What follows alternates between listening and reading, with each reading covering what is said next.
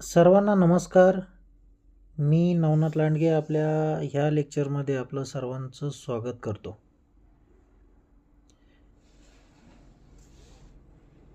मित्रांनो, आपला आजपासून सुरू झालेला प्रवास हा फार सुंदर असणार आहे याची मी तुम्हाला सर्वांना खात्री देतो. आपण सर्वजण कोणी 5वीला असेल, कोणी 7वीला, कोणी 10वीला, कोणी नोकरदार असेल. पण आज असं गृहीत धरूया की आपल्या सर्वांनाच इंग्लिशबद्दल काही माहीत नाही आणि आपण अगदी नवीन आहात. त्या पद्धतीने आजपासून आपली सुरुवात असेल. आज आपण ह्या लेक्चरमध्ये काय शिकणार आहोत, तर वाक्याची सुरुवात कशी करतात,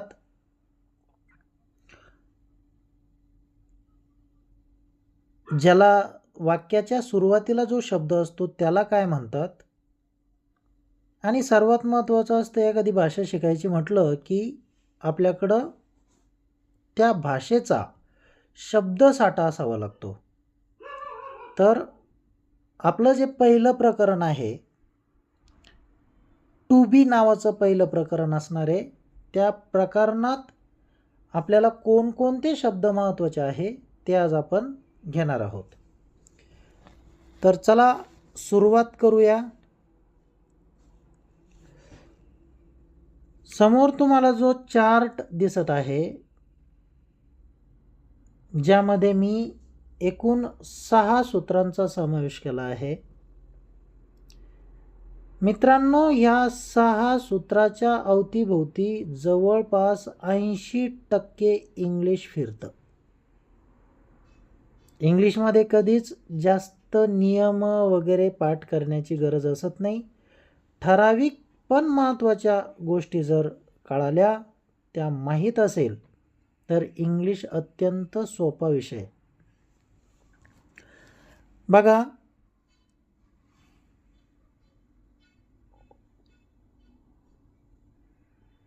पहिलं जे वाक्य आहे पॉझिटिव्ह सेंटेन्स, आणि त्याच्यामध्ये हा जो यस दिसतो आहे, ह्या यसला सब्जेक्ट असं म्हणतात. मराठीत त्याला म्हणतात कर्ता. ह्या यसला सब्जेक्ट म्हणतात आणि मराठीत त्याला कर्ता म्हणतात. मराठीत जर वाक्य बघितलं, मी डॉक्टर आहे, यातला मी जो आहे तो कर्ता. दुसरं एक वाक्य सांगतो, तो डॉक्टर आहे. या वाक्याच्या सुरुवातीला जो तो शब्द आहे, तो हा तो म्हणजे कर्ता. ती माझी बहीण आहे. मराठीच्या वाक्याची सुरुवात ती या शब्दानं होते. ती म्हणजे कर्ता. तसाच कर्ता इंग्लिशमध्ये असतो, ज्याला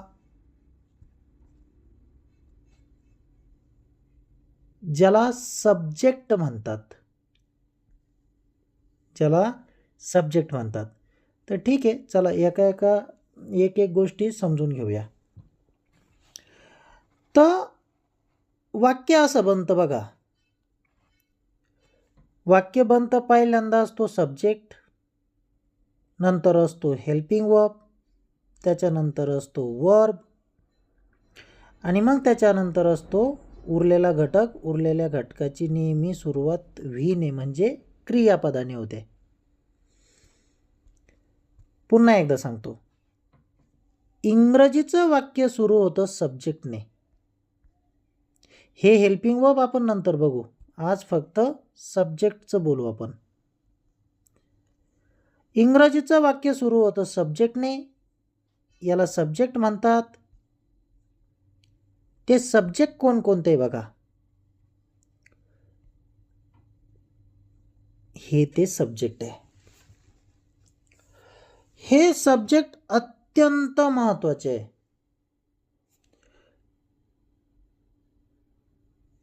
हे तुम्हाला पाठच करायचे आहे. तर हे सब्जेक्ट मी तुम्हाला थोडक्यात समजून सांगतो, नाही कळाले तर मला सांगा. पहिला सब्जेक्ट आहे, याला सब्जेक्ट म्हणतात. आता हे जे तुम्हाला दिसतंय I, he, she, it, noun, you, we आणि दे, तर याला म्हणतात सब्जेक्ट. पहिला बघू, पहिला आय. आयचा अर्थ होतो मी. आयचा अर्थ काय होतो? मी.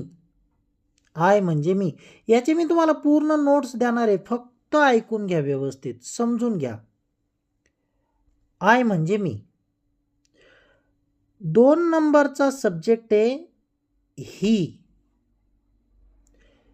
ही म्हणजे तो. ही म्हणजे तो.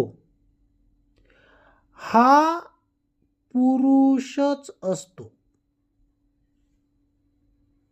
पुरुषाबद्दल बोलत असतानाच ही वापरतात. आपण कुठल्या प्राण्याबद्दल, पक्षाबद्दल, एखाद्या निर्जीव घटकाबद्दल जर बोलत असेल तर ही वापरत नाही. कळालं? चला समोरचा मुद्दा. तिसरा सब्जेक्ट आहे सी. सी. सी म्हणजे ती. सी म्हणजे ती. हा शब्द फक्त स्त्रीसाठी वापरतात. सी म्हणजे स्त्रीचं असते, एखादी महिला असते, एखादी मुलगी असते. सी म्हणजे ती. चला समोरचा सब्जेक्ट. आता नंतरचा इट. इट म्हणजे एखादा प्राणी असतो, पक्षी असतो, एखादं लहान बाळ असतं, एखादा निर्जीव घटक असतो. इट. कळालं? चला नंतरचा सब्जेक्ट आहे नाऊन. नाऊन. नाऊन म्हणजे नाव. मग इथं तुम्ही कोणतंही नाव घेऊ शकता. Karan, Pavan, Mohan, the sky, the tree, the school, हे सर्व नावं आहे. नाऊन वाक्यात वापरत असताना तो एक सब्जेक्ट आहे. समोरचा सब्जेक्ट आहे यू. यू. यू म्हणजे तू. हा एक वचनी सब्जेक्ट आहे. इथं पण यू आहे बघा एक, त्याच्याबद्दल बी बोलू. यू म्हणजे तू आणि हा यू म्हणजे तुम्ही. एक व्यक्ती असेल तरी यू वापरतात आणि अनेक व्यक्ती असेल तरीही यूच वापरतात. याचा अर्थ होतो तू, याचा अर्थ होतो तुम्ही. त्याच्यानंतरचा वी. वी म्हणजे आम्ही, आपण. वी म्हणजे आम्ही, आपण. त्याच्यानंतरचा दे. दे म्हणजे ते. आणि एकापेक्षा जास्त लोक असतील. आता हा शब्द सजीवांनाही वापरतात, प्राण्यालाही वापरतात, पक्ष्यांनाही वापरतात, अनेक घटकांसाठी दे वापरतात. तर हे होते आजचे सब्जेक्ट. फार महत्त्वाचे आहेत, फार महत्त्वाचे. चला समोरचा भाग.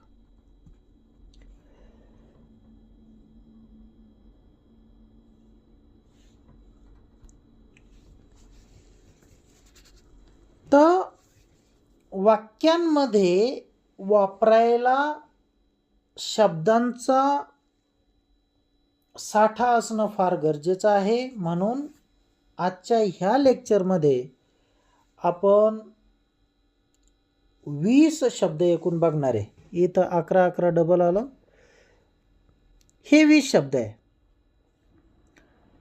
तर हे मी तुम्हाला सर्व अगदी व्यवस्थित लिहायला मी तुम्हाला नोट्स देणार आहे. आता फक्त ऐकून घ्या.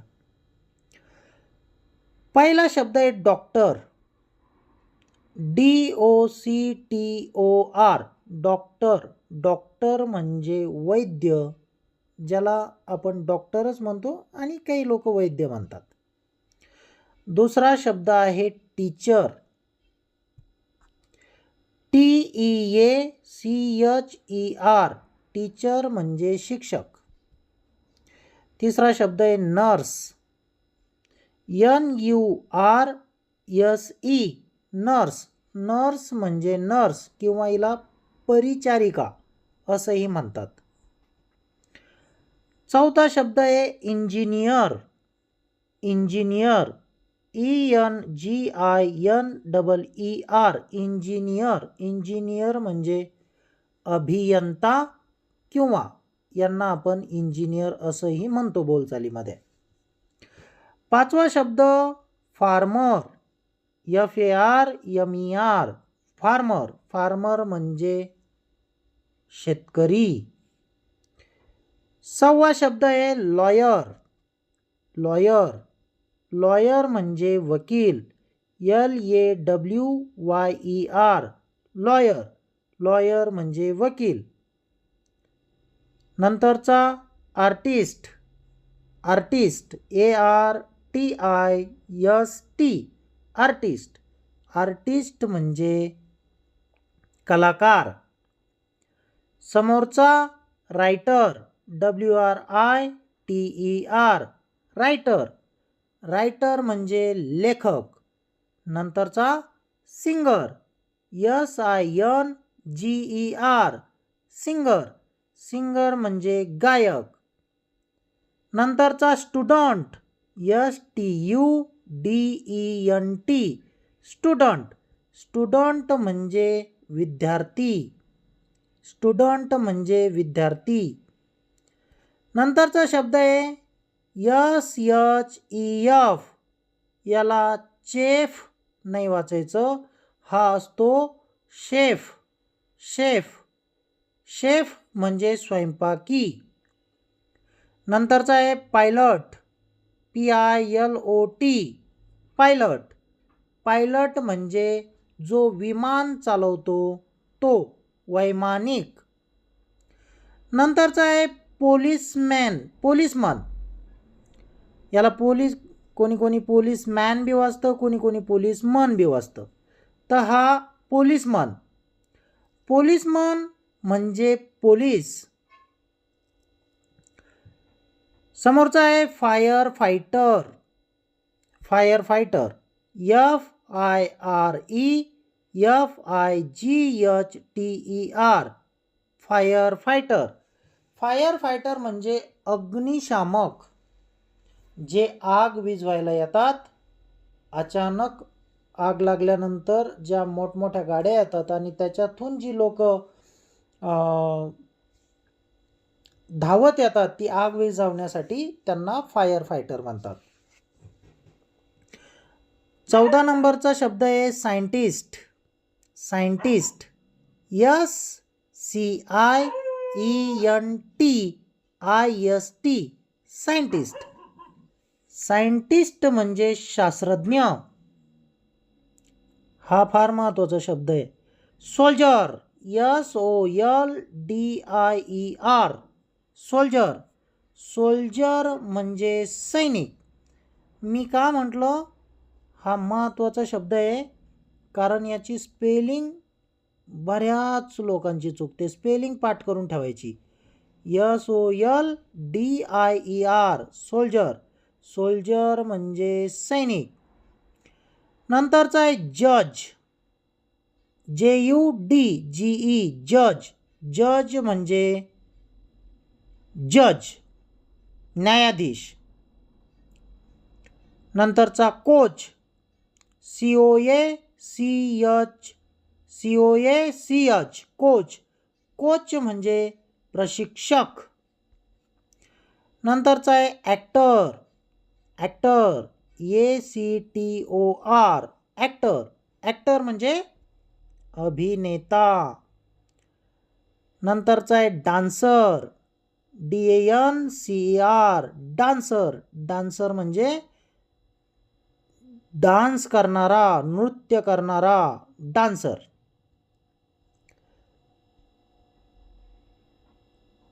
तर मित्रांनो, आपण बघितलं आज वाक्याची सुरुवात कशी होते,